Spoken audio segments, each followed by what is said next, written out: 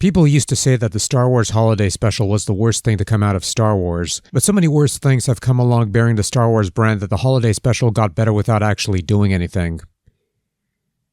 I don't know, is that a little too on the nose? I mean, okay, alright, fine, whatever. Apparently we gotta play a new intro because it's a Star Wars thing, we gotta do a Star Wars thing, and apparently you got new music to replace the... Okay, alright, so let's play the thing, get it over with, and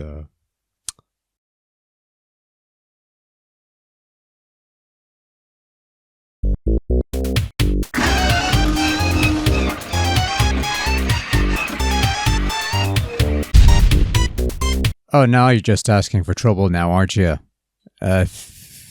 You know what? Whatever, I don't care. Let's just move on. So, a recent homebrew creation from someone named Master Lin Kuei came along and I was tempted to give it a shot. It's the Super Star Wars Holiday Special for the Sega Mega Genesis Drive thing, a game that's based on the old Super Star Wars games that graced the Super Nintendo, but also based on the much maligned Star Wars Holiday Special. One of these statements is an absolute lie, because I don't remember any of this stuff happening in the Star Wars Holiday Special.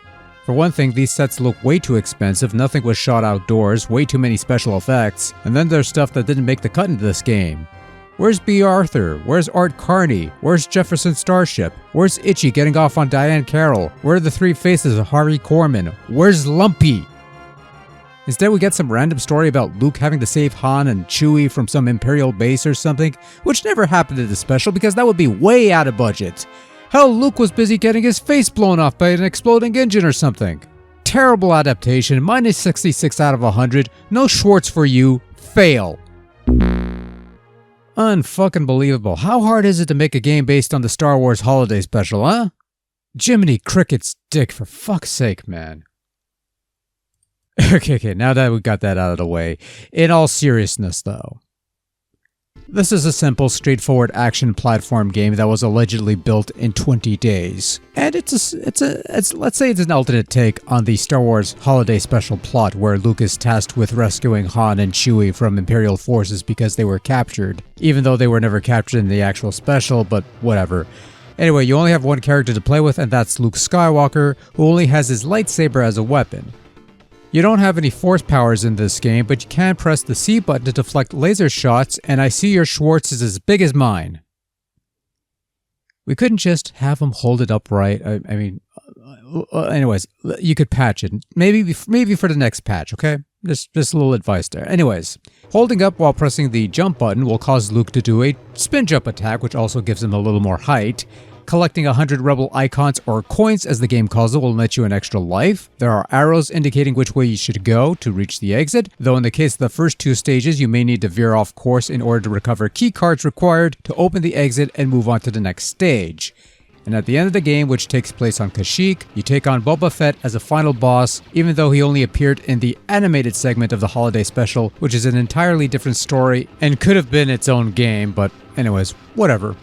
So what you have here is a little Star Wars fan game made in the vein of the Super Star Wars games that graced the Super Nintendo once upon a time. More specifically, the first Super Star Wars game, since later games would replace your super jump with a double jump. Regardless, you move around these levels, you fight stormtroopers or deflect their shots, you do a bit of platforming that sometimes feel a bit wonky, like trying to hop on tree branches that blend in with the background so you have no clue as to whether you're on something solid or not. Or navigating pits only to run into a trooper that will knock you back into the abyss below, because you do have knockback here, which is true to form.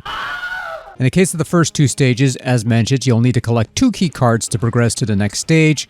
The forest stage is fairly straightforward, the cards are out in the open, but the detention area is less so since you'll need to go through fake walls to find your missing allies, who just stand there and growl when you find them.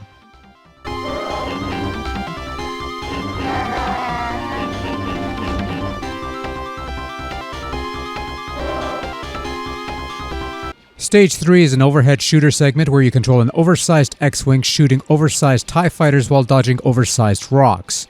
Because I guess we needed an X-Wing segment in a Star Wars game based on a holiday special that was nothing more than a glorified variety show. I don't know, this felt overly long, needlessly tedious, and constrained due to the bigger sprites. I get not being able to replicate Mode 7 stuff without some serious black magic going on, but you really didn't need this segment. It added nothing and felt completely brain dead, going back and forth and zag, whatever. The 3 platforming levels and 1 boss fight is enough for a short romp that you could probably clear in less than an hour's time. Controls fairly solid for the most part, though not always responsive. Blocking in particular felt a touch laggy at times, and the super spin jump attack sometimes has a hiccup in collision detection that works against you. Outside of some minor quibbles, Super Star Wars Holiday Special is a largely competent and somewhat enjoyable little platform game.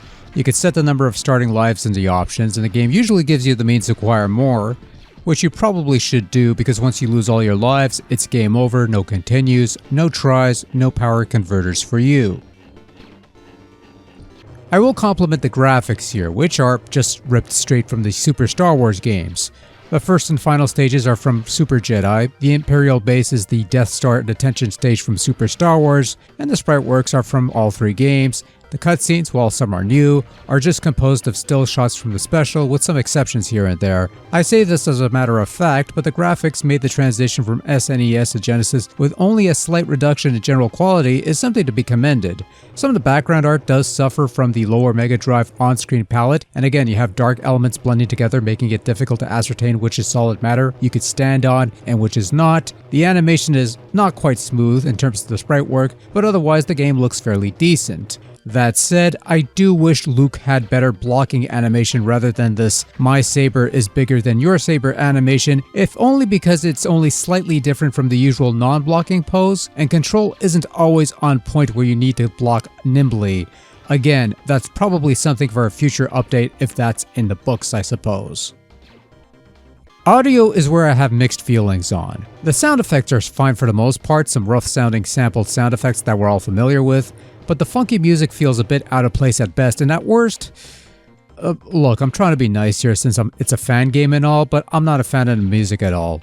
Here's a fun fact though, the tracks are actually remixed versions of the music found in Star Wars for the Sega Master System, which is a port of Star Wars for the NES. And I generally like the tunes in those games and got a bit of a kick when I recognized the first stage music as the cave music from those games. Here's a quick sample.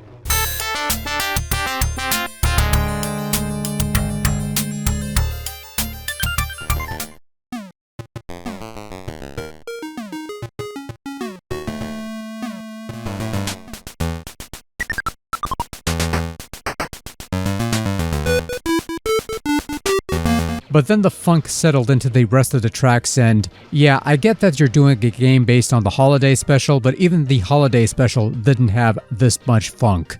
Good effort though, I'm sure some people will dig it, but personally, not a fan.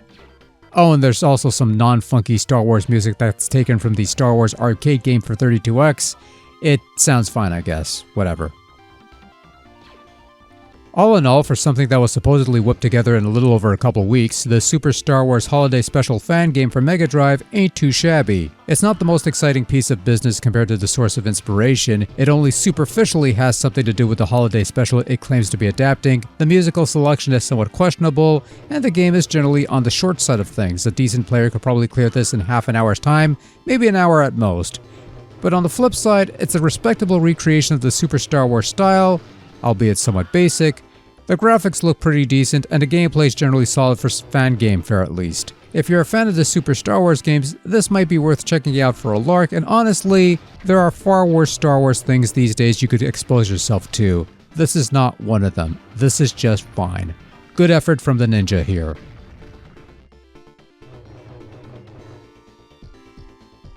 Let's get something straight. I am not a ninja. I am Lin Kuei. You know what? Whatever. I don't care.